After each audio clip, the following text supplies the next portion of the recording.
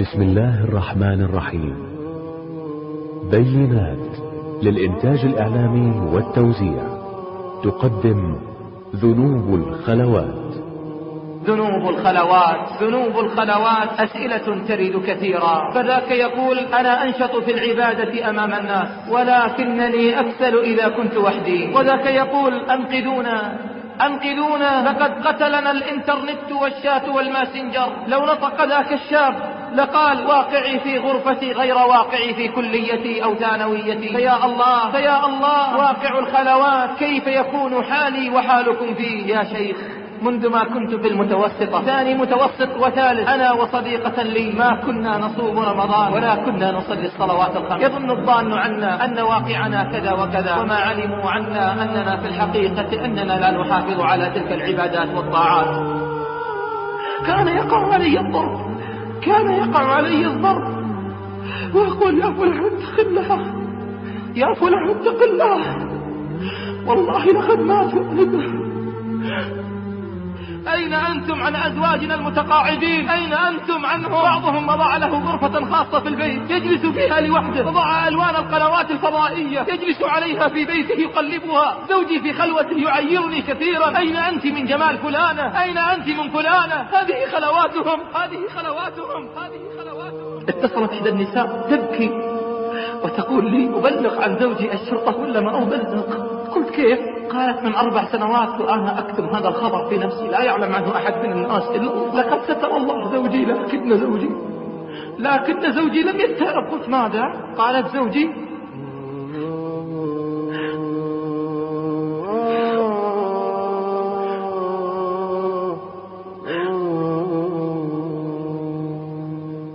أعطتني البنت بعضا من أقمشة الوالد، ذهبت لساحر ودفعت له من المال، عملت السحر، خطبتها منه مرة أخرى، بان أثر السحر، وافق على الزواج. ما يعلم عنا أحد من الناس، ما يعلم عنا أحد من الناس. يستخفون من الناس ولا يستخفون من الله وهو معهم إذ يبيتون ما لا يرضى من القول وكان الله بما يعملون محيطا. أنا وهي نخاف الآن، كيف بي وبها إذا وقفنا أمام الله؟ كيف بي وبها إذا وقفنا أمام الله؟ اتصل والله وهو يبكي ويقول يا شيخ أنا الذي علمتها الزنا وأنا الذي تسببت في فض بكارتها. أعلم يقينا أن من دل على شر ودل على سوء فعليه وزره ووزر من عمل به إلى يوم القيامة. أصبحت هي الآن بغيا تمارس الفحشاء، وأنا والله السبب، وأنا والله السبب. كتبت هناك مأساتي وأرقب فجر آهاتي وأمسح دمعة حمراء تنادي ربما آتي. أدعو الذنب يا أسفي وأركض الصخر ويلاتي. أسير محطم فكري ويظهر فيه إخماتي.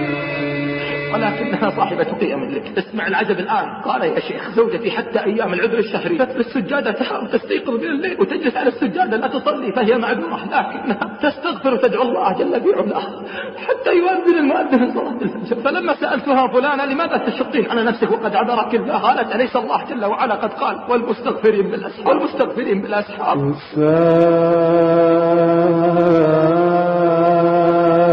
خالقي وسائل خالقي صفحا ومسحا للخطيئات.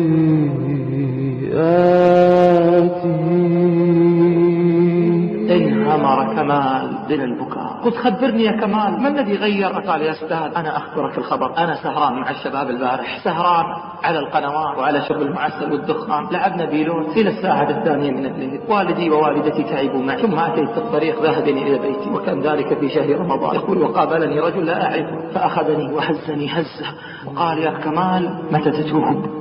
يا كمال متى تتوب؟ يقول ثم ذهب ارتعشت. جسمي الذي تراه هذا أصبح يرتعش وينتفض. وصلت المعدية في ذاك الموقف. بكيت بأدمع حر مزار